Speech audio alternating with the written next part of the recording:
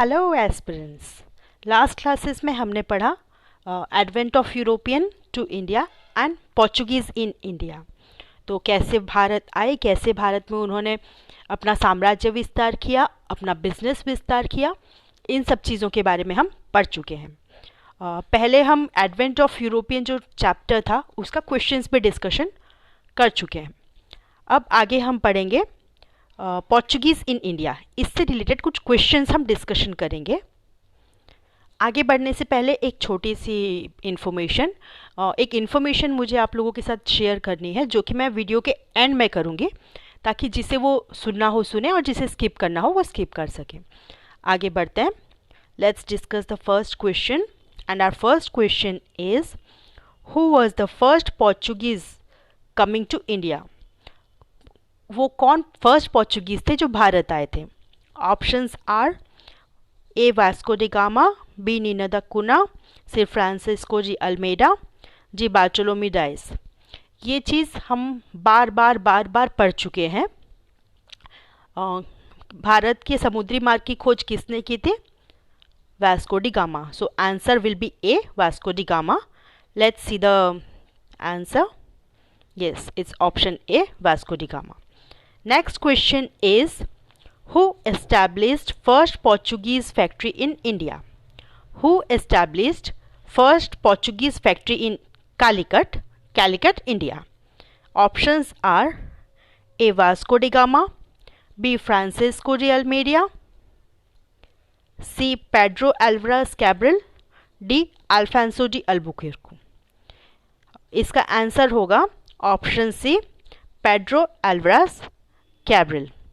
Pedro Alvares Cabral जो कि भारत आए थे 1500 शताब्दी में, 1500 AD ही केम टू इंडिया, और उनके बारे में हम पढ़ चुके हैं। उन्होंने कैलिकट में फर्स्ट पोर्चुगीज़ फैक्ट्री एस्टेब्लिश की थी। Let's check the answer. Yes, it's answer is option C Pedro Alvares Cabral.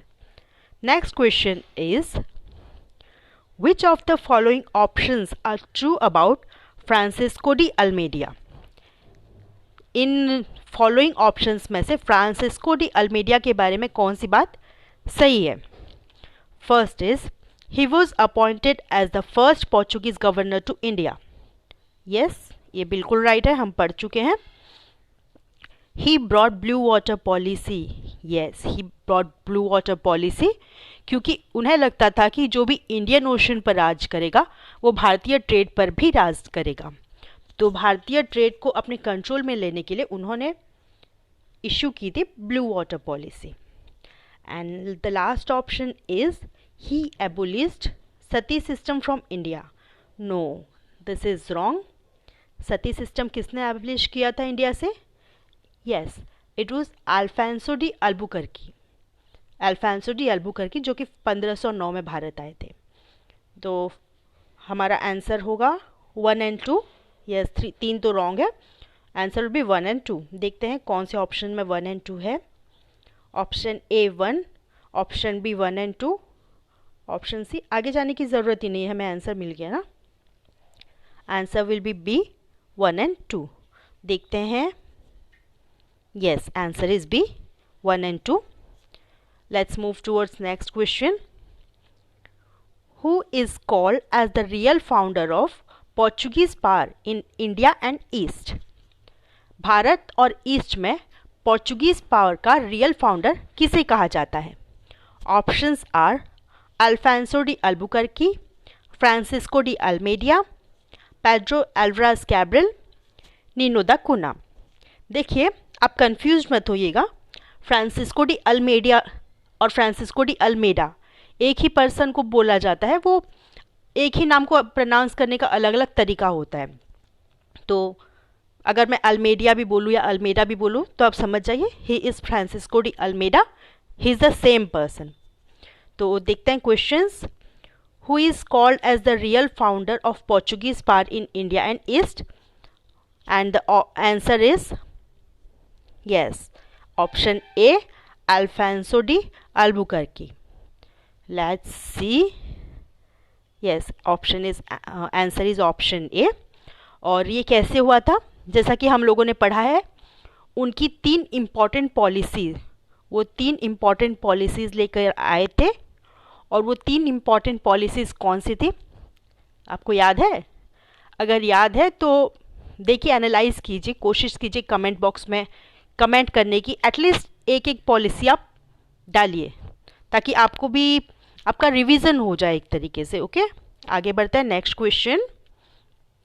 Question is which of the following is true about Nino the कुना। नीनो द कुना के बारे में इनमें से कौन सी बातें जो हैं वो सच हैं? First option is he shifted his capital from Cochin to Goa. Yes, बिल्कुल सही है, हमने पढ़ा है। Next option is he occupied Diu and Bassein. Yes, उन्होंने डीयू एंड बेसाइन कैप्चर किया था। किन से? बहादुर शाह से उन्होंने डीयू एंड बेसाइन कैप्चर किया था। बहादुर शाह कहाँ के रूलर थे? गुजरात के। Okay, the last option is he established factory in Chittagong and Satgaon. Is it right? Yes, it is right. इसके लिए उन्होंने परमिशन ली थी रूलर ऑफ बंगाल से, और इसके साथ ही उन्होंने अपना हेडक्वार्टर बनाया था कहाँ? हुगली में। तो हमने देखा ये तीनों ऑप्शंस राइट हैं। तो let's see the answers. Option A only 3, option B 2 and 3, option B 1, 2 and 3, that means all of the above, option D none of the above. Yes, answer will be option C 1, 2 and 3। Let's see हमारा answer right है या wrong. D, अरे यहाँ पे answer ही wrong लिखा हुआ है। It will be C. इसे मैं करेक्ट करके अभी यहाँ पे ऐसे करेक्ट कर लेते हैं एक बार इसे। ये सी होगा, D is not the answer, क्योंकि वो सारी चीज़ें नीनो द कुना के बारे में राइट है, हम लोगों ने पढ़ा है। पीडीएफ में ये करेक्ट करके आप तक पहुँचा दी जाएंगी, don't worry. Next question is, हो जाती है ना गलतियाँ, बड़े बड़े शहरों में छोटी छोटी गलतियाँ। आते हैं आगे। Which of the following is not true about cartaz system of Portuguese. Portuguese के जो कार्टेज सिस्टम थे उसके बारे में इनमें से कौन सी बातें सही नहीं हैं? देखते हैं ऑप्शंस में क्या है। कार्टेज सिस्टम याद है आप लोगों को? देखते हैं कितना याद है। Option A, it was used to ensure monopoly of Portuguese in Indian trade. It was used to ensure monopoly of Portuguese in Indian trade. बिल्कुल हम लोगों ने पढ़ा है, इस कार्टेज सिस्टम का मकसद ही यही था। It was started in 1502. Yes, of course. Next is, it was used against Indian rulers. Used against Indian rulers. ऐसा कुछ पढ़ा था क्या हमने? आई डोंट थिंक सो, ऐसा कुछ हमने नहीं पढ़ा है। It will be wrong. Last option क्या है देखते हैं। It was used as a licence for ships to travel in Indian Ocean. Yes, it was given to the ships, merchant ships other than Portuguese ships, मतलब Portugal के अलावा कहीं और से जो भी शिप्स आती थी इंडियन ओशन में, उन्हें ये लाइसेंस लेना पड़ता था। ओके, तो हमारा आंसर है ऑप्शन सी। देखते हैं। Yes, answer is option C. तो option C is the wrong answer actually. बढ़ते हैं अगले सवाल की तरफ। And the next question is, which of the following were the reasons behind the decline of Portuguese rule in India. Bharat में Portuguese साम्राज्य के पतन के कौन कौन से कारण थे? Options are there religious intolerance. बिल्कुल, वो हर किसी को, वो चाहे हिंदू हो चाहे मुसलमान, हर किसी को वो क्रिश्चियनिटी में कन्वर्ट कर रहे थे। और हमारे जो इंडियन रिलीजियंस हैं, इंडियन जो कस्टम्स हैं, उनमें कुछ ज़्यादा ही इंटरफेरेंस कर रहे थे। तो it will be the answer. Next is rise of local dynasties in India. बिल्कुल, लोकल डायनेस्टीज जो मोर पावरफुल डायनेस्टीज थी उनका राइज होने लगा था। Growing interest of other European powers in India. बिल्कुल, जो डच, इंग्लिश, फ्रेंच, ये सब इंडिया की तरफ बढ़ने लगे थे क्योंकि पोर्चुगीज़ को जो फ़ायदा हो रहा था ना यहाँ से सामान ले जाकर, वो इतना ज़्यादा था कि वो किसी के भी मन में लालच ला सकता है। तो ये सारे आंसर्स राइट हैं। देखते हैं ऑप्शंस क्या क्या हैं हमारे पास। First option is all of the above. हाँ, यही तो है, सारे ऑप्शंस राइट हैं, आगे बढ़ने की ज़रूरत ही नहीं है। तो देखते हैं आंसर हमारा क्या दिया हुआ है। Yes, it's option A, all of the above. Next question is what is statute the India. Statute the India का मतलब क्या है? A ship of Vasco da gamma. Is it a ship of Vasco da gamma? Vasco da gamma 3 ships के साथ भारत आए थे। वो कौन कौन से शिप्स थे? एक बार आप पीडीएफ में जाके रिवाइज कर लीजिएगा। Whole Portuguese empire, is it? नहीं, ऐसा कुछ तो नहीं पढ़ा है हमने। Then Portuguese headquarter in India, ऐसा कुछ था क्या? नहीं। And the last option is Indian regions under Portuguese control. Yes, it is the answer. भारत में पोर्चुगीज़ के अंडर में, पोर्चुगीज़ के कंट्रोल में जो भी एरियाज थे उन्हें स्टैट्यू द इंडिया कहा जाता था। स्टैट्यू का मतलब ही होता है स्टेट। तो आंसर भी ऑप्शन डी। देखते हैं। Yes, option D is the right answer. Let's move towards the next question and which of the following is not true about Vasco da gamma. इनमें से वास्को डी गामा के बारे में कौन सा ऑप्शन सही नहीं है, कौन सी बात गलत है? Option A, he established factory at कैनेनोर।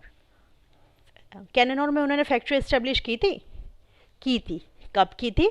अपनी सेकेंड जर्नी के टाइम पे, अपनी जो दूसरी भारतीय यात्रा थी उसके दौरान उन्होंने किया था ये। It is the right answer. Next, फिर यहाँ लिखा हुआ है, ये फॉर होगा। For the first time he came to India in 1502 AD। Is it? नहीं, दिस इज़ रॉन्ग, क्योंकि वो आए थे, पहली बार आए थे वो 1498 में। 1502 में जब वो आए थे, ये उनकी दूसरी भारतीय यात्रा थी। तो ये ऑप्शन रॉन्ग होगा। आगे बढ़ते हैं। He died in Cochin. Yes, he died in Cochin in 1524 AD. He was appointed as the Viceroy of India in the year 1524. Yes, ये तो हमने पढ़ा ही है। वो अपनी तीसरी भारतीय यात्रा में आए थे 1524 सितंबर महीने में, और दिसंबर महीने में उसी साल उन्होंने अपना देह त्याग किया था कोचिन में। ठीक है, तो हमारा राइट ऑप्शन होगा यहाँ option B, for about his first journey to India. Let's see the options, let's see the answer. Yes, it's answer is option B, the right answer. Let's move towards the last question of today. Goa used to be a part of which kingdom under Portuguese cap? I am sorry, let's read it again. Goa used to be a part of which kingdom before Portuguese captured it? Portuguese के capture करने से पहले गोवा किस साम्राज्य के अधीन आता था? आइए देखते हैं ऑप्शंस क्या हैं। Options are, option A Gujarat, option B Maratha, option C Bijapur, option D Bengal. Right answer क्या होगा? यस, राइट आंसर होगा ऑप्शन सी बीजापुर। पढ़ा है ना हमने। किसके टाइम पे, किसने किया था ये कारनामा? कुछ याद है? अल्फांसो डी अल्बुकर्की 1509 में। कुछ याद आया? 1509 में अल्फांसो डी अल्बुकर्की। और आपको याद है हमने एक क्वेश्चन में डिस्कशन किया था, he is called as the real founder of Portuguese power in India and east. तो ये उनमें से एक पॉलिसीज थी जिसकी वजह से कि उन्हें रियल फाउंडर कहा जाता है। तो आंसर होगा option C Bijapur. Let's see. Yes, it's answer C. तो ये था कंप्लीटली पोर्चुगीज़ इन इंडिया के बारे में, जितने भी जो भी मोस्ट पॉसिबल क्वेश्चंस होते थे वो हम लोगों ने अभी डिस्कशन कर लिया। अब आगे बढ़ने से पहले मैंने आप लोगों को वीडियो की शुरुआत में बताया था कि मुझे एक इम्पॉर्टेंट इन्फॉर्मेशन देनी है, तो वो आपकी मर्ज़ी है, आप चाहें तो सुन सकते हैं, आप चाहें तो स्किप कर सकते हैं। अगर आप यहीं तक रुक रहे हैं, आप इसे स्किप करने वाले हैं, तो जाने से पहले अगर वीडियो पसंद आती है तो इसे लाइक ज़रूर कर दीजिए और चैनल को सब्सक्राइब कर दीजिए ताकि आगे आने वाली वीडियोस की इन्फॉर्मेशन आपको मिलती रहे। अब बढ़ते हैं इन्फॉर्मेशन की तरफ। देखिए, पहले भी मैंने कहा है आप लोगों को, हम इस चैनल पे सारे जीएस सब्जेक्ट्स कवर करने वाले हैं। Gradually we will cover all the GS subjects which we need for all kinds of competitive exams like state PCS or UPSC or SSC or any such exam. Okay, तो GS paper के साथ हम लोग इस जो platform है, इस channel पे हम दूसरे सब्जेक्ट्स भी कवर करने वाले हैं। उनमें से एक जो मोस्ट इम्पॉर्टेंट चैप्टर है, मोस्ट इम्पॉर्टेंट सब्जेक्ट है, दैट इज़ इंग्लिश। इसकी शुरुआत हम लोगों ने कर ली है। इंग्लिश के जो दो मेन कंपोनेंट्स होते हैं, ग्रामर, क्योंकि इंग्लिश एक भाषा है, राइट, तो किसी भी भाषा की तरह इसके भी दो इम्पॉर्टेंट कंपोनेंट्स हैं। First is grammar, second is vocabs, जिसे हम वोकेबुलरी भी कहते हैं। वोकेबुलरी मीन्स वर्ड पार। और मैंने आपको ये भी बताया है ग्रामर के बारे में हम आगे पढ़ेंगे। वोकेबुलरी के बारे में ये है कि हमने इसकी शुरुआत ऑलरेडी कर दी है। हम हर रोज़ 2 वीडियोस अपलोड करते हैं, हम हर रोज़ एक शॉर्ट वीडियो अपलोड करते हैं जिसमें हम हर दिन 2 वर्ड्स, 2 इंग्लिश के नए शब्द डिस्कस करते हैं, जिसमें उनके मीनिंग के साथ में उनका सिंपल सेंटेंस में कैसे इस्तेमाल किया जा सकता है वो हम आपको बताते हैं। अगर एक दिन में 2 शब्द, इसके हिसाब से आप देखें तो एक महीने में 60 शब्द और एक साल में 700 के करीब शब्द हमारे पास होते हैं। तो अगर हम रेगुलरली इस चीज़ को फॉलो करें तो एक साल के अंदर हमारी जो डिक्शनरी है, हमारी जो वर्ड पार है, उसमें 700 नए शब्द जुड़ जाएंगे। ये थी पहली चीज़। दूसरी चीज़ ये है कि बहुत ही जल्दी इन शॉर्ट्स की चीज़ों को हम बढ़ाने वाले हैं। जो शॉर्ट में 2-2 वर्ड्स डेली अपलोड होते हैं, उसके साथ हम कुछ फ्रेजल वर्ब्स, कुछ idioms and phrases, then one word substitution, ये सारी चीज़ें भी हम शॉर्ट्स के फॉर्म में इंक्लूड करेंगे। तो आपका काम ये है, अगर आप कर सकते हैं तो इन्हें नोट डाउन कर लीजिए।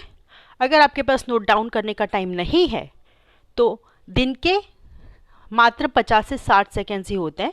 तो अगर एक शॉर्ट वीडियो भी आप देखते हैं, तो अगर 3 वीडियो भी एक दिन में अपलोड होता है या 2 वीडियो भी अपलोड होता है तो आपके 2 से 3 मिनट लगते हैं। आप इन्हें ज़रूर देख लिया कीजिए और कोशिश कीजिए कि अगर पॉसिबल हो दिन में 2 से 3 बार आप सेम वीडियो को देख लें, ताकि वो चीज़ें आपके दिमाग में बैठ जाएं और उन चीज़ों को आप अपने डेली के जो बोलचाल की भाषा है उसमें इस्तेमाल कीजिए। इससे वो आपकी ज़ुबान पे बैठ जाएंगे वो शब्द। तो देखिए, कोशिश कीजिए। ये इतने भी मुश्किल नहीं है टास्क, क्योंकि इसीलिए हमने बहुत छोटे से शुरू किया कि 5-6 वर्ड्स अगर होते हैं ना, तो उन्हें दिमाग में रखना और उन्हें याद करना बहुत मुश्किल होता है। हम उसे शुरू तो कर देते हैं लेकिन उसे कंटिन्यू नहीं कर सकते। लेकिन 2 वर्ड्स हम कर सकते हैं, राइट। 2 वर्ड्स, एक फ्रेजल वर्ब या एक इडियम एंड फ्रेज, या फिर एक वन वर्ड सब्स्टिट्यूशन, ये सारी चीज़ें पॉसिबल हैं, इज़न्ट इट। तो अभी कुछ दिनों में हम शुरू कर देंगे ये चीज़ें, फ्रेजल वर्ब्स और जो इडियम्स एंड फ्रेजेस, इन सारी चीज़ों के भी शॉर्ट्स लाने की कोशिश हम बहुत जल्दी कर रहे हैं। बहुत जल्दी से जल्दी ये शुरू हो जाएगा और इसके अलावा कुछ और चीज़ें धीरे धीरे इंक्लूड होंगी जिनके बारे में आपको धीरे धीरे पता चलता रहेगा। मिलते हैं अगले वीडियो में। Till then, stay safe, stay healthy. Vande मातरम।